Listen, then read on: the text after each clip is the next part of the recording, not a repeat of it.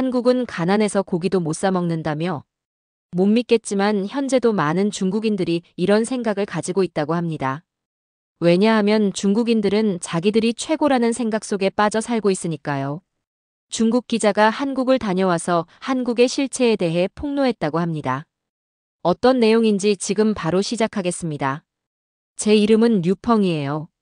30살이고 베이징의 큰 신문사에서 기자로 일하고 있었어요. 제 특기는 과감한 헤드라인과 많은 클릭을 받는 기사를 만드는 거였죠. 3년 동안 한국 관련 최고 기자로 일하고 있었어요.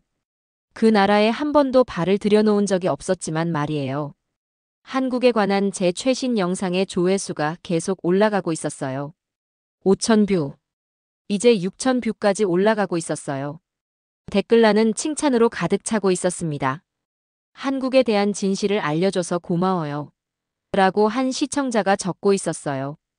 당신만이 모두가 생각하는 것을 말할 수 있는 용감한 기자예요. 라고 또 다른 시청자가 쓰고 있었죠. 이게 제가 가장 잘하는 일이었죠. 한 번도 가본 적 없는 한국에 대한 영상을 만드는 거예요. 중국 시청자들이 이미 믿고 있는 이야기들을 확인시켜주는 거죠. 한국이 중국보다 작고 덜 발전됐다는 것, 그들의 기술이 우리보다 뒤처진다는 것, 그들이 우리보다 더 나은 척만 한다는 이야기들이요. 사람들이 듣고 싶어하는 이야기를 들려주는 것. 차를 한 모금 마시며 댓글을 더 읽고 있었어요. 대부분 제 작업을 칭찬하고 있었는데 그때 멈췄어요. 제 손가락이 한 댓글 위에 머물러 있었거든요. 한 번도 가보지 않은 나라를 어떻게 판단할 수 있나요? 그 말이 제 마음에 불처럼 타오르고 있었어요. 그날 밤 잠을 이루지 못하고 있었어요. 그 질문이 계속 저를 괴롭히고 있었거든요. 한 번도 가보지 않은 나라를 어떻게 판단할 수 있나요? 한국이 어떤지 알기 위해 꼭 가볼 필요가 없다고 스스로에게 말하고 있었어요. 기사들, 다른 기자들의 이야기, 정부 통계를 가지고 있었죠. 한국 영화도 봤고 그들의 역사도 읽었어요. 직접 가서 볼 수 있는 게 제가 이미 알고 있는 것과 뭐가 다를 수 있을까요? 하지만 그 질문이 저를 떠나지 않고 있었어요. 아침이 되자 모든 것을 바꿀 결정을 내리고 있었어요. 한국에 가기로 한 거예요. 카메라 크루와 마이크를 든 기자로서가 아니라 신문사 이름으로 문을 여는 것도 아니었죠. 조용히 비밀리에 그냥 평범한 관광객으로 가기로 했어요. 제 눈으로 직접 진짜 한국을 볼 거였죠. 상사에게 진실을 말하지 않았어요. 개인적인 이유로 휴가가 필요하다고만 말했죠. 시청자들에게도 말하지 않았어요. 만약 제가 한국에 대해 맞았다면 훨씬 더 좋은 영상을 만들 수 있을 거예요. 하지만 틀렸다면 그 생각만으로도 속이 불편해지고 있었어요. 서울행 비행기와 관광객들이 잘 가지 않는 동네의 작은 게스트하우스 방을 예약했어요. 출발 날짜가 다가올수록 설레는 동시에 두렵기도 했어요. 거기서 뭘 발견하게 될까요? 제가 시청자들에게 말해왔던 것과 일치할까요? 공항에서 친구 웨이에게 마지막 메시지를 보내고 있었어요. 짧은 여행 다녀올게. 내가 어디 갔는지 직장 사람들에게 말하지 마. 서울행 비행기에 탑승하면서 심장이 빠르게 뛰고 있었어요. 앞에는 미지의 영역으로 가는 여정이 놓여 있었어요. 그저 외국에 가는 것만이 아니라 어쩌면 제가 직면할 준비가 안 된 진실로 향하는 여정이었을지도 모르죠. 비행기가 이륙하면서 저를 익숙한 모든 것에서 들어올리고 있었어요. 아래로 베이징이 점점 작아지다가 구름 속으로 사라지고 있었죠. 이제 돌아갈 수 없었어요. 눈을 감고 한국이 저에게 무엇을 보여줄지, 그리고 제가 그것을 명확히 볼 용기가 있을지 궁금해하고 있었습니다. 비행기가 인천공항에 부드럽게 착륙하고 있었어요. 터미널로 들어서는 순간 제 심장이 빠르게 뛰고 있었죠. 바로 이거예요. 한국에 와 있었어요. 제가 한 번도 보지 않고 몇 년 동안이나 이야기해왔던 그 나라예요. 첫 번째 놀라움이 바로 저를 찾아왔어요. 공항이 깨끗했어요. 그냥 깨끗한 정도가 아니라 티끌 하나 없이 깨끗했죠. 바닥은 거울처럼 반짝이고 있었어요. 벽도 반짝거리고 있었고요. 심지어 공기까지 신선한 향기가 나고 있었죠. 사람들이 밀치고 떠밀며 다니는 고향의 분비는 공항과는 전혀 달랐어요. 입국 심사줄에 서면서 예상했던 혼란을 준비하고 있었어요. 하지만 혼란 같은 건 없었죠. 모두가 질서정연하게 줄을 서 있었어요. 직원들은 빠르게 일하며 한 사람 한 사람에게 미소를 짓고 있었고요. 제 차례가 되자 직원이 제 여권을 보고 스탬프를 찍은 다음 완벽한 중국어로 한국에 오신 것을 환영한다고 말하고 있었어요. 뭐라고 해야 할지 몰라서 그냥 고개만 끄덕이며 지나갔어요. 제 마음은 이미 혼란스러워지고 있었어요. 이건 제가 시청자들에게 말했던 것과 맞지 않았어요. 제가 믿어왔던 것과도 맞지 않았고요. 수암을 찾는 곳으로 가는 표지판을 따라가고 있었어요. 모든 것이 4가지 언어로 적혀 있었죠. 한국어, 영어, 중국어, 일본어로요. 가방도 쉽게 찾았고 택시를 타기 전에 화장실에 들렀어요. 제 발걸음이 멈춰 서고 있었어요. 공항 공중 화장실이 아니라 고급 호텔 화장실 같았거든요. 부드러운 조명, 깨끗한 바닥, 심지어 공기 중에 은은한 향기까지 퍼지고 있었어요. 각 칸마다 화장지가 충분히 있었고 싱크대도 모두 완벽하게 작동하고 있었죠. 거울 앞에 서서 제 혼란스러운 얼굴을 바라보고 있었어요. 이게 정말 내가 수백만 시청자들에게 후진국이라고 묘사했던 그 나라인가? 혼잣말을 중얼거리고 있었죠. 밖으로 나와 택시 승강장을 찾았어요. 여기서도 사람들이 질서 있게 줄을 서 있었어요. 밀치거나 새치기 하는 사람이 없었죠. 제 차례가 되자 기사님이 가방을 들어주시면서 어디로 가느냐고 물어보셨어요. 이번에도 제법 괜찮은 중국어였죠. 제 게스트하우스 주소를 보여드렸고 출발했어요.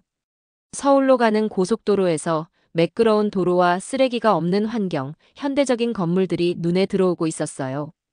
창문에 얼굴을 바짝 대고 제 영상에서 묘사했던 한국.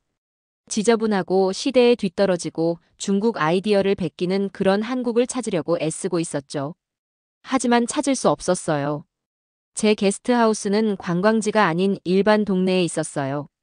방문객을 위해 꾸며진 곳이 아니라 진짜 한국을 보고 싶었거든요. 건물은 작았지만 깨끗했어요. 친절한 미소를 짓고 계신 나이 지긋한 여주인이 제 방으로 안내해 주셨어요.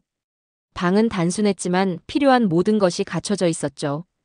편안한 침대, 작은 책상, 개인 화장실, 빠른 와이파이까지요. 짐을 푼 후 배고픔에 이끌려 밖으로 나가 탐험하기 시작했어요. 거리는 좁았지만 깨끗했어요. 바람에 날리는 쓰레기도 없었고 나쁜 냄새도 없었죠. 사람들은 목적을 가지고 걷고 있었고 많은 사람들이 휴대폰을 보며 걷고 있었어요. 간판들은 밝은 색상과 제가 읽을 수 없는 한글로 빛나고 있었죠. 작은 식당을 찾아 메뉴판의 사진을 손가락으로 가리켰어요. 음식이 빠르게 나왔는데 뜨거운 국물에 밥과 여러 작은 반찬들이 함께 있었어요. 낯설면서도 놀라운 맛이 어우러진 정말 맛있는 음식이었죠. 모든 것을 다 먹으면서 이렇게 맛있게 즐길 수 있다는 것에 놀라고 있었어요. 다음 며칠은 제 고정관념을 깨는 충격의 연속이었어요. 매 경험마다 제가 한국에 대해 알고 있다고 생각했던 것들에 도전하고 있었죠. 공원에 갔는데 무료 와이파이가 제가 집에서 돈 내고 쓰는 것보다 더 빨랐어요. 지하철을 타봤는데 열차가 정확히 시간에 맞춰 심지어 분 단위로 정확하게 도착하고 있었죠. 24시간 문을 닫지 않는 편의점을 발견했는데 보안 요원이 진열대를 지키고 있지 않았는데도 아무것도 도난당하지 않고 있었어요. 첫 주가 끝날 무렵 내적으로 갈등하고 있었어요. 제가 보는 모든 것이 시청자들에게 말해왔던 것과 모순되고 있었거든요. 깔끔한 지하철역, 친절한 경찰관들, 일상생활에 녹아든 최첨단 기술. 마치 제가 영상에서 묘사했던 세계와는 다른 세계에 발을 들여놓은 것 같았어요. 비 오는 어느 날 아침, 통역사로 일하는 송민지라는 한국 여성을 만났어요. 제가 사진 찍고 싶은 간판을 이해하는데 도움을 주고 있었죠. 그녀의 한국인 얼굴에서는 제가 예상하지 못했던 따뜻함이 느껴졌고 그녀의 중국어는 제 한국어보다 훨씬 나았어요. 왜 우리 동네 간판에 관심이 있으세요? 그녀가 물어보고 있었어요. 대부분 관광객들은 궁궐이나 쇼핑 지역을 보고 싶어 하는데요. 제가 기자라는 걸 밝히고 싶지 않아 망설이고 있었어요. 그냥 진짜 한국을 보고 싶어서요. 대답했어요. 그녀는 제 말보다 더 깊은 무언가를 이해한 듯 고개를 끄덕이고 있었어요. 진짜 한국은 어디에나 있어요. 보는 법만 안다면요. 그녀가 말했죠. 그 주 후반에 경제학을 공부하는 대학생 박재현을 만났어요. 제가 중국과 비교한 한국 경제에 대해 뭔가 언급하자 그는 노트북을 꺼내 제가 알지 못했던 차트와 숫자들을 보여주고 있었어요. 한국의 평균 소득은 사실 중국의 2배예요. 그래프를 가리키며 설명하고 있었죠. 그리고 우리 기술 수출은 몇몇 주요 분야에서 더 빠르게 성장하고 있어요. 화면을 바라보며 제 세계가 조금씩 무너지고 있었어요. 이런 사실들은 제가 보도했던 것과 전혀 맞지 않았거든요. 가장 큰 시험은 분비는 시장 지역에서 지갑을 잃어버렸을 때 왔어요. 지갑이 없어진 걸 깨닫자 마음이 무너지고 있었죠. 현금, 카드, 여권 사본이 들어있었거든요. 중국이었다면 다시 볼 수 있으리라 기대하지 않았을 거예요. 3일 후 지역 경찰서에서 전화가 왔어요. 누군가 제 지갑을 발견해 신고했다는 거였죠.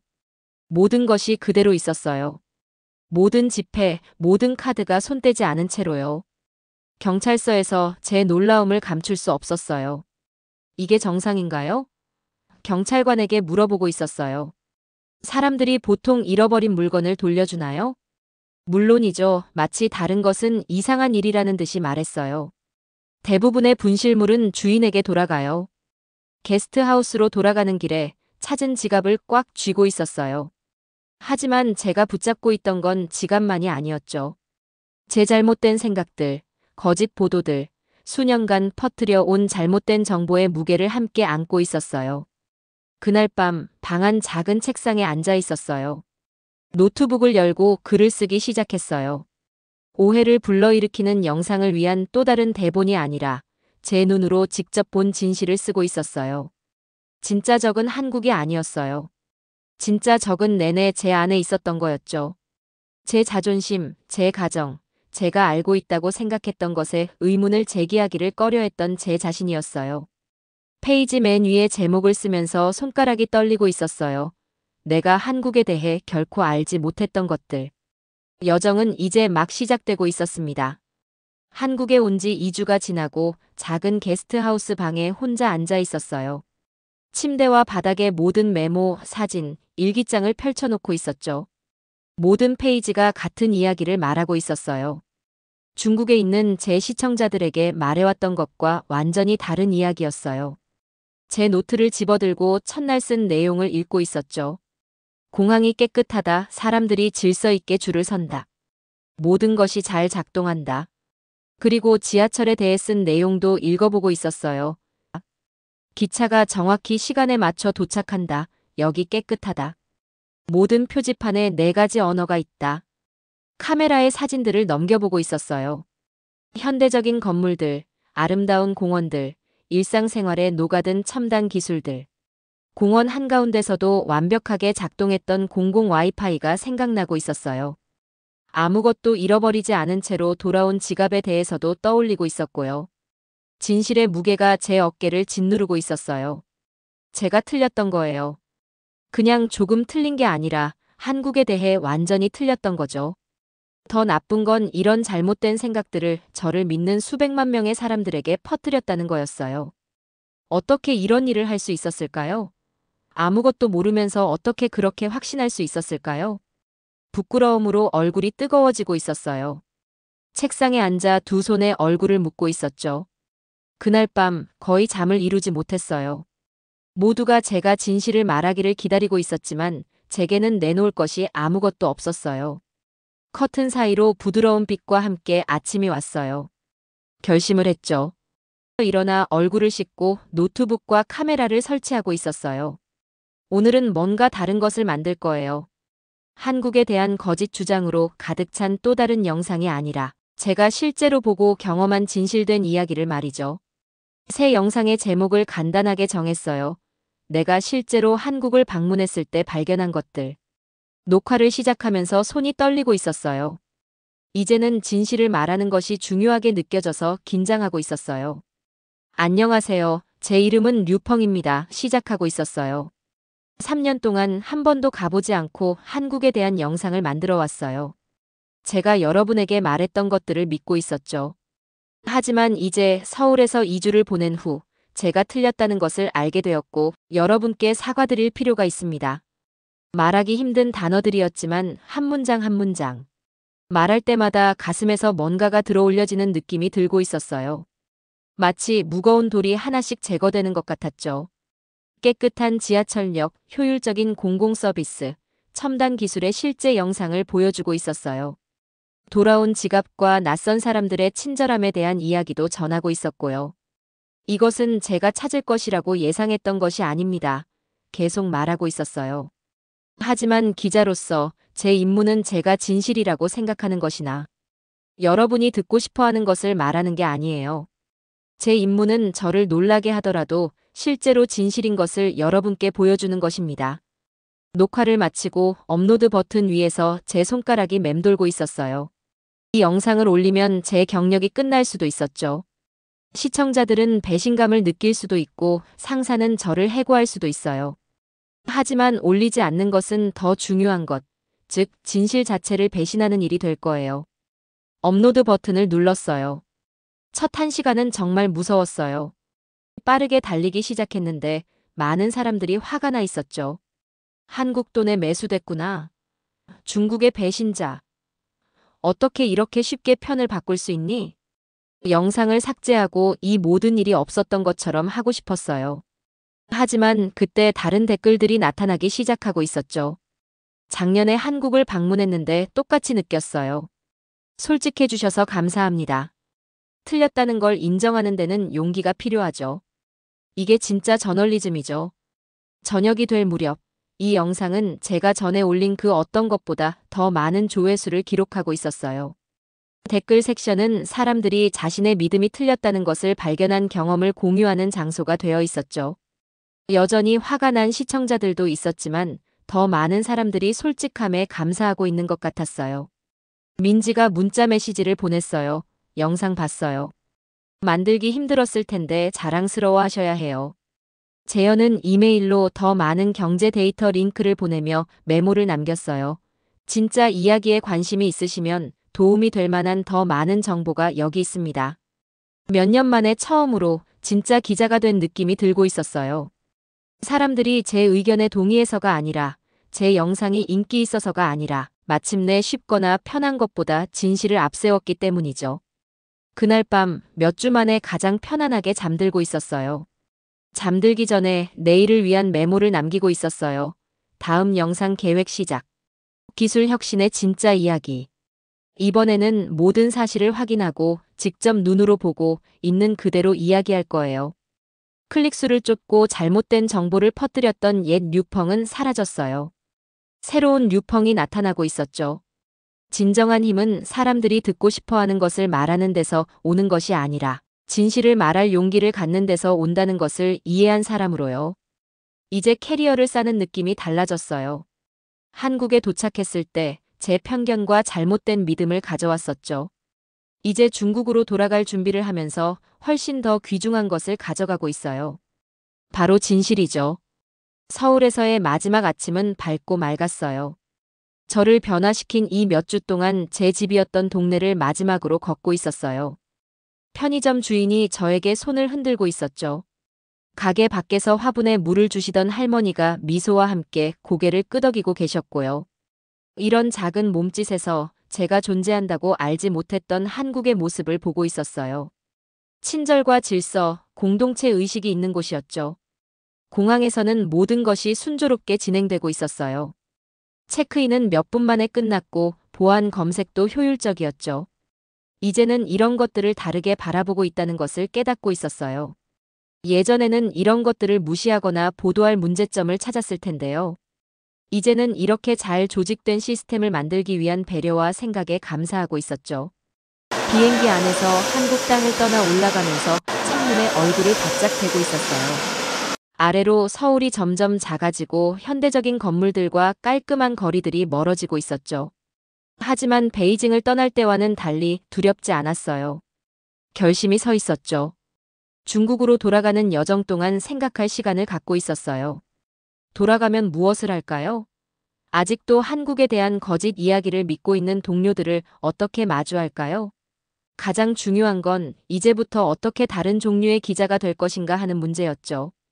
비행기가 베이징에 착륙할 때쯤 계획이 세워져 있었어요. 제 아파트는 기억보다 더 작게 느껴지고 있었어요. 벽에 걸린 저널리즘 상들이 이제는 공허하게 보이고 있었죠. 그것들은 진실을 전한 이야기가 아니라 주목을 받은 이야기들을 축하하고 있었으니까요. 다음 날 아침 신문사 사무실로 향하고 있었어요. 장 부장님이 즉시 사무실로 저를 부르셨죠. 그의 표정은 진지했어요. 당신 영상이 꽤 큰 논란을 일으켰소. 그가 말했어요. 많은 시청자들이 화가 났어.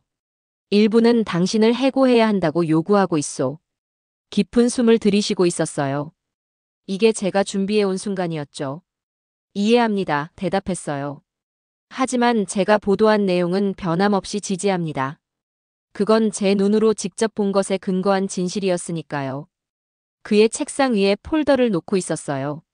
안에는 새로운 종류의 보도에 대한 제안서가 들어있었죠. 기자들이 실제로 그들이 글을 쓰는 장소를 방문하고 실제 사람들과 대화하고 발행하기 전에 사실을 확인하는 그런 보도 방식이었어요. 직접 경험 보도라고 부릅니다. 설명하고 있었어요. 우리는 시청자들에게 그들이 예상하는 대로가 아니라 실제 그대로의 진실을 전달할 거예요. 장 부장님은 오랫동안 조용히 있다가 마침내 폴더를 집어들고 있었어요. 당신이 올린 영상은 올해 우리가 발행한 그 어떤 것보다 더 많은 댓글을 받았소. 그가 말했어요. 사람들이 그것에 대해 이야기하고 있어. 논쟁하고 토론하고 참여하고. 아마도 당신의 이 아이디어에 뭔가 있는 것 같군. 그는 아무것도 약속하지 않았지만 저를 해고하지도 않았어요. 시작이었죠. 다음 몇 주 동안 새로운 시리즈의 영상을 시작하고 있었어요. 한국에서 본 것에 대해 솔직하게 말하면서 구체적인 예시와 실제 영상을 공유하고 있었죠. 시청자들이 질문할 때 진실되게 대답하고 있었어요. 그들이 저에게 도전할 때 방어적이 되지 않고 제 경험을 설명하고 있었고요. 일부 예전 팔로워들은 화난 댓글을 남기거나 구독을 취소하고 있었어요. 하지만 새로운 시청자들이 나타나고 있었죠. 정직함을 높이 평가하고 세상을 단지 상상하는 대로가 아니라 실제 그대로 이해하고 싶어하는 사람들이었어요. 수천 개의 댓글 중에서 하나가 눈에 띄고 있었어요. 저도 출장으로 그곳에 가기 전까지는 한국에 대한 부정적인 이야기들을 믿고 있었어요. 공개적으로 생각을 바꿀 용기를 가져주셔서 감사합니다. 저만의 깨달음에 덜 외롭게 느끼게 해주셨어요. 돌아온 지 3개월 후 장 부장님이 다시 저를 사무실로 부르셨어요. 이번에는 미소를 짓고 계셨죠. 당신의 직접 경험 보도 아이디어 말이오. 그가 말했어요. 경영진이 새 프로그램으로 시도해보고 싶어해. 당신이 이끌어주길 원하고 있소. 깜짝 놀라고 있었어요. 정말로요? 그가 고개를 끄덕이고 있었어요. 한국에 대한 당신의 정직함이 시청자들에게 울림을 주었소. 당신이 틀렸을 때 인정했기 때문에 이제 그들은 당신을 신뢰하고 있어. 우리 업계에서는 드문 일이지. 다음 주 또 다른 여행을 준비하고 있었어요. 이번에는 일본으로 역시 방문하지 않고 보도했던 또 다른 나라였죠. 하지만 이제 제 접근 방식은 완전히 달라져 있었어요. 사전에 꼼꼼하게 조사하지만 마음은 열어두고 있었죠. 가정이 아닌 질문을 준비하고 있었어요. 카메라와 함께 호기심도 챙기고 있었고요. 출발 전날 밤 한국에 있는 박재현으로부터 이메일을 받고 있었어요. 당신의 새로운 영상 시리즈를 봤어요. 이게 진짜 저널리즘이죠. 일본 여행 안전하게 다녀오세요. 노트북을 닫으면서 제가 얼마나 멀리 왔는지 생각하고 있었어요. 한국으로의 여정이 모든 것을 바꿨어요. 한국 자체가 놀라워서가 아니라 새로운 눈으로 보는 방법을 배웠기 때문이었죠. 진정한 이해는 우리가 편견을 제쳐두고 직접 경험할 때만 온다는 것을 배웠어요. 한국에서 가져온 가장 가치 있는 것은 기념품이나 사진이 아니었어요. 그것은 무엇보다도 진실에 대한 헌신이었죠. 심지어 그 진실이 제가 알고 있다고 생각했던 것에 도전한다 해도요. 좋은 기자는 사람들이 듣고 싶어하는 것을 말하는 사람이 아니라 그들이 실제로 있는 것을 볼 수 있도록 돕는 사람이라는 이해였어요. 제 노트북에 스스로에게 상기시키는 글을 쓰고 있었어요. 제 여정에서 얻은 가장 중요한 교훈이었죠. 세상의 이야기를 전하기 전에 먼저 당신 자신의 눈으로 그것들을 보았는지 확인하세요. 내일 이 지혜를 안내자로 삼아 새로운 모험을 시작하고 있어요. 더 이상 틀리는 것을 두려워하지 않아요. 단지 정직하지 않은 것만 두려워하고 있을 뿐이죠. 그리고 그것이 모든 차이를 만들고 있었어요. 오늘의 영상은 여기까지입니다. 오늘의 사연 재밌게 보셨다면 좋아요와 구독 부탁드릴게요.